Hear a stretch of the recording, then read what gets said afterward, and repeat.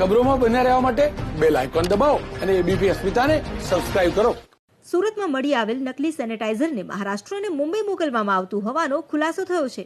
પકડાઈ જવાના ડરે આરોપીઓએ મુંબઈ અને મહારાષ્ટ્રના અન્ય સ્થળોએ નકલી સેનેટાઇઝર મોકલતા હતા.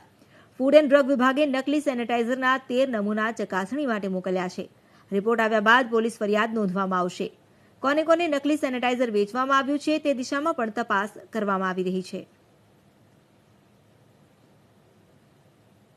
કોરોનાના આ કાળમાં સેનેટાઇઝર અને હેન્ડવોશનો ઉપયોગ વધ્યો છે. એવામાં કાળા બજારિયાઓએ નકલી સેનેટાઇઝર બજારમાં લાવીને રોકડ કરવાનો કિમિયો અપનાવ્યો છે. ફૂડ એન્ડ ડ્રગ વિભાગે આવા 13 નમૂના ચકાસણી માટે મોકલ્યા છે. હવે આ અંગે તપાસ વધુ શરૂ કરવામાં આવી છે.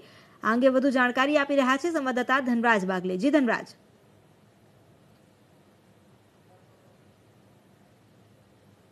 ડ્રગ વિભાગ દ્વારા તપાસના ધમધમાટ શરૂ કરાયા છે. ત્યારે તપાસમાં ચોંકાવનારી માહિતી મળી છે.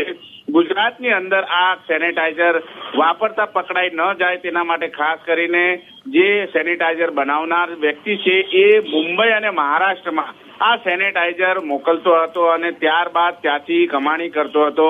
જોકે આ બાબતની જાણકારી ફૂડ એન્ડ ડ્રગ વિભાગને થતાની સાથે જ તેણે તપાસના ધમધમાટ શરૂ કર્યા હતા. ત્યારે મસ્ત મોટું કારખાનું મળી આવ્યું હતું અને કારખાનાની અંદર 3 ટ્રક ભરીને સેનેટાઇઝર જપ્ત પણ કરવામાં આવ્યું હતું. તમામ સામગ્રીઓ જપ્ત કરવામાં આવી છે. ત્યારે જે માલિક છે તેની સઘન પૂછપરછ કરવામાં આવી રહી છે. કોને કોને સેનેટાઇઝર વેચવામાં આવ્યું હતું તેને બાબતને લઈને પણ તપાસના ધમધમાટ શરૂ કરી દેવાયા છે. જી આભાર આપનો જાણકારી આપવા માટે. તો સ્થાનિક સ્તરે પણ તપાસ કરવામાં આવી રહી છે. આ ઉપરાંત લગભગ મુંબઈ મહારાષ્ટ્રમાં પણ આ સેનેટાઇઝરનું વેચાણ કરવામાં આવ્યું હોઈ શકે તેને લઈને પણ એ દિશામાં તપાસનો ધમધમાટ શરૂ કરાયો છે.